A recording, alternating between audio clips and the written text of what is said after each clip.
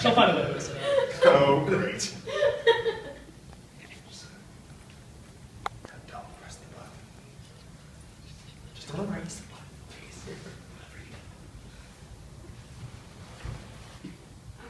So, according to E.E. Kane from LifeScript on February 26, 2008, sign language is the third or fourth most common language in the United States, which isn't really too surprising considering how much we do with our hands, how much we communicate with our hands in general.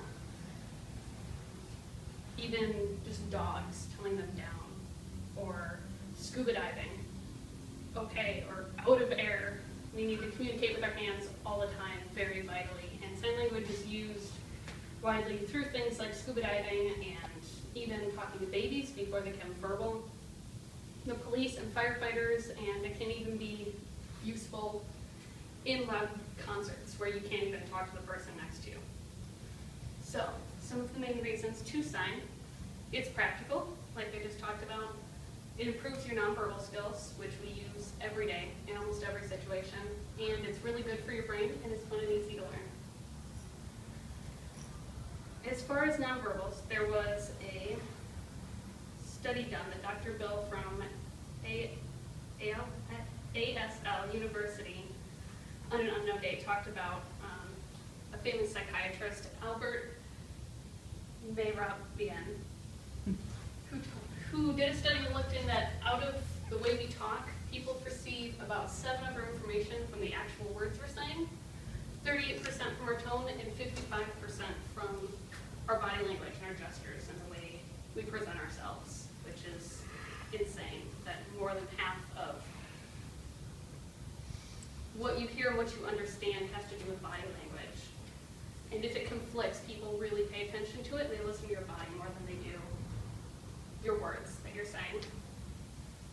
And sign language has a lot to do with body language, obviously, not just the signs or the alphabet or all the different things you do. It's facial expression. If I just sat here and signed to a deaf person, just monotone, essentially, that would be really confusing, and most people wouldn't understand how to take it, or if I was being sarcastic or funny or lighthearted or angry. It takes a lot of recognizing facial expressions and being able to portray those, and practice with sign language really helps you see that in others in your daily life and things, and it can help in making sales at work, as well as avoiding conflict in personal relationships, knowing, okay, that person's probably really angry at me right now, even though they said they're fine. And also in speeches, it helps you give natural hand gestures that really drive home the point. And there's a lot of studies that have been done that being bilingual in general, especially sign language, is really good for your brain.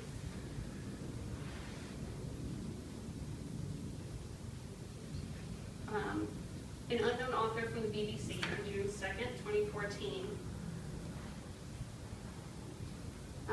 did a study that suggested that being bilingual could delay the onset of dementia by several years, which is just insane to think about.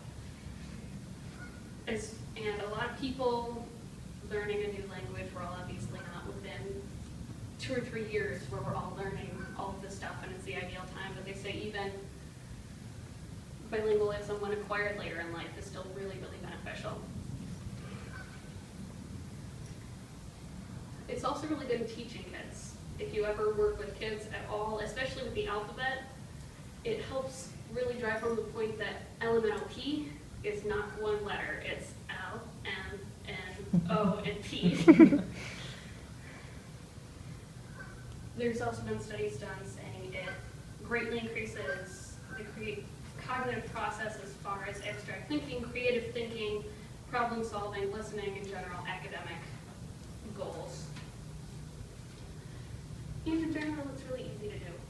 It's Kalanta Lakiak from Handspeak on an unknown date talks about how with the internet we have now, we can learn virtually anything anytime we want.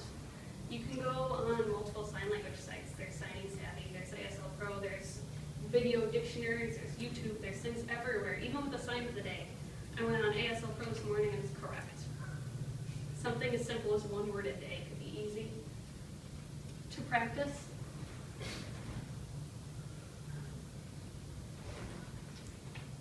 So there's just really no reason not to. Anyone have questions? How popular is it in the world? Hmm? Like you said, it was the third most spoken language in the United States. How is it in the world, do you know? I don't know what is in the world. I know throughout the world, American Sign Language is just for America. So I know there are different, even in America, there's different dialects.